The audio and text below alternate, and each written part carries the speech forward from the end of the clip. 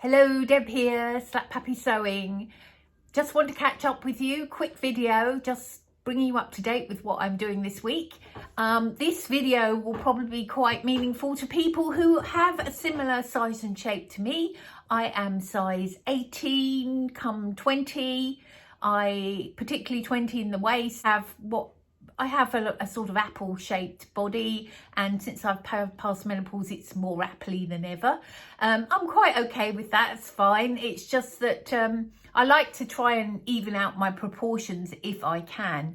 So what I've been making is my nemesis really, which is pants.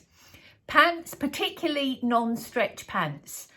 I have a problem in that most of the time I wear stretch pants, and you know, you do kind of get used to them, how nice they are to move in and so forth, and I will be making stretch pants, but I also have lots and lots of cotton fabrics and would like to make some cotton pants as well.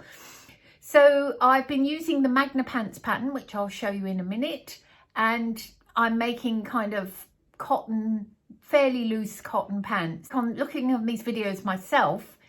I think you might find that they don't actually look much different, but the fit, it's surprising how different they can feel. And I think I'm nearly there now, and I will make one more pair. However, the pairs I've made are quite useful, and I think I'll be able to wear them all. So here we are. These mostly this is muslin central, but I always try and make wearable muslins, and I often wear my wearable muslins, and then, you know, when I get something better, I'll actually give them to charity then. So on with the show. These are the Magna pants. Now, the Magna pants come from this book, Ahead of the Curve, by Cashmerette. And they are the Magna pants here. And they have a flat front, supposedly, and an elasticated back. So this is the first pair I've made, and I'll show you. You might cut my head off in order to get my bottom half in well. So I made these last year. If I can find the video, I'll link it above. So I made these last year, and they were a complete size 20. I've got my notes that I wrote here. So originally size 20. But I had to slim down the sides, and I had to lengthen them because I'm 5'8". And yes, I actually did for these a full tummy adjustment, but then afterwards realised, if you look, I have got what they call a B-shaped belly according to that book. And she says if you've got a B-shape, meaning it goes in and in. What I find though is that this part of me tends to eat the waistband. She suggests that you bring your waistband up on the top curve. The only thing I find is I'm not sure that it will stay there. Now I am pretty straight. If you see, I've got quite a flat bottom, and I'm quite I don't have much in the way of hips. So obviously I think I've mentioned that other people have also said the same thing. They had to take a lot out of these thighs, hips and thighs, because I'm very straight. But anyway, I haven't worn these yet. They look a bit short because I've turned them up. I was going to put like a pocket on them and treat them like cargo pants, but I've never got around to that. And as it's the winter, these are really summer pants. But I did add this full tummy adjustment, and then found that it's actually bringing the waistband up higher in the front. And if you look at the back, it's barely coming up to my waist. So that was pair number one. Okay, so this is pair number two. I thought I would make some pajama pants, and I'd taken this extra full tummy adjustment out. I think the Magna pants kind of has a bit of a full tummy adjustment in anyway, and but I found when I made these, they were a bit too snug for pajama pants, so I actually went and undid all the seams to about there. They've got 1/2-inch seams, and turned them into 1/4-inch seams to give myself a bit more room. So yeah, these are fine, and the waistband does seem to be more straight this time.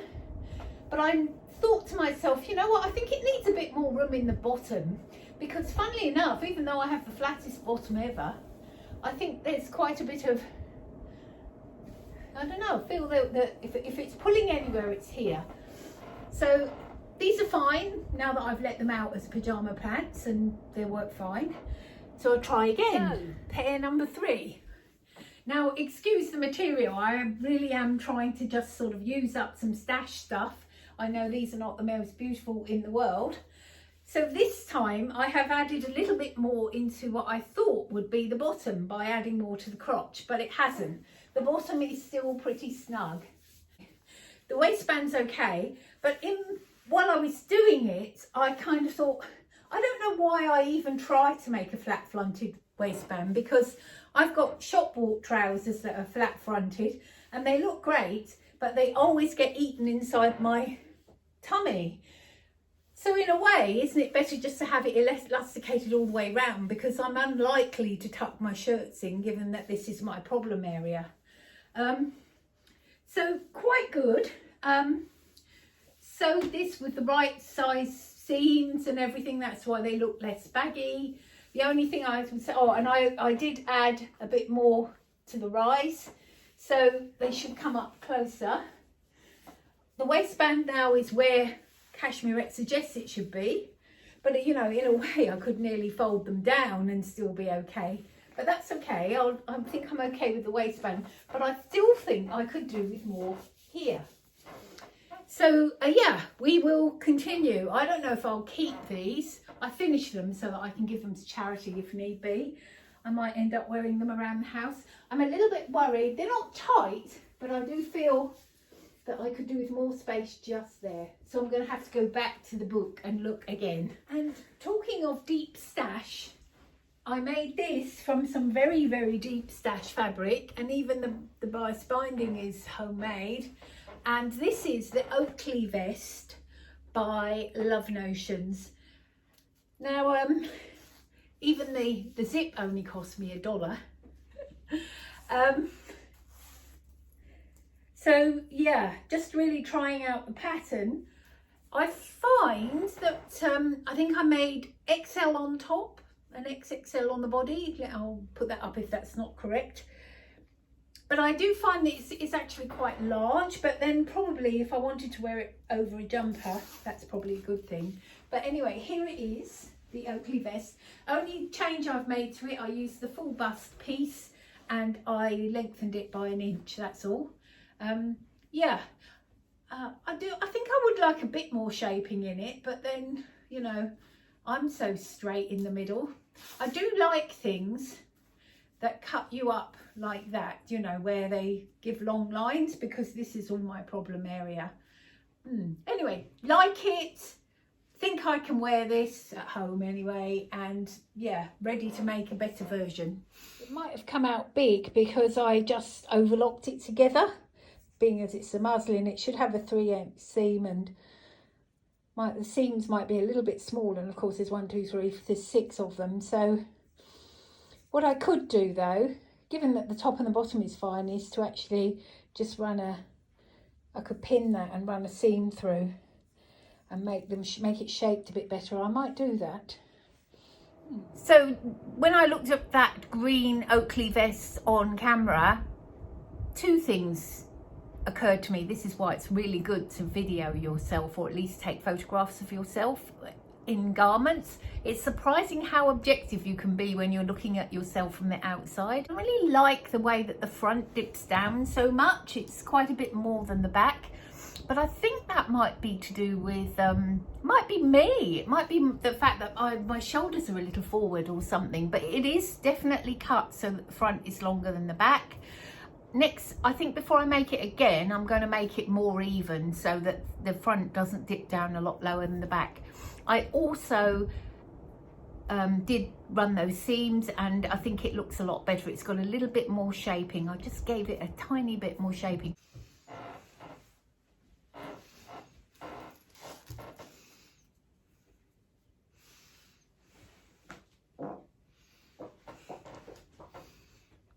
Now, it is only really a house garment. It's fine. It's a muslin, but all the same, I do like them to come out as well as I can. And obviously, the whole point in making a muslin is to see if you not only what it's like to construct, whether it fits you, But I also find a muslin is quite useful to see whether, you know, what faults it develops as you wear it, because it's quite different putting clothes on that you've made static and then moving around in them.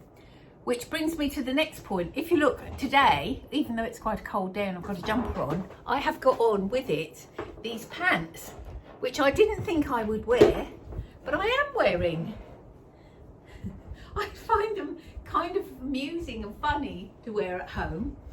But what I'm finding now with these pants is that they're slipping down a bit because I haven't brought the waistband enough. You know, I haven't made the waistband tight enough. That's okay, but that's what I mean about making a muslin. You probably want a muslin to make it all the way through and wear it a little bit and see if the pattern really does work. Next week, I hope to finish that pinafore and have it be a wearable garment, and I will show you it properly styled. So until then, have a wonderful week. Happy sewing to you all. Please say hello in the comments if you can. Let me know what you're making. I love reading your comments, and it's what makes doing this all worthwhile. So until then, goodbye.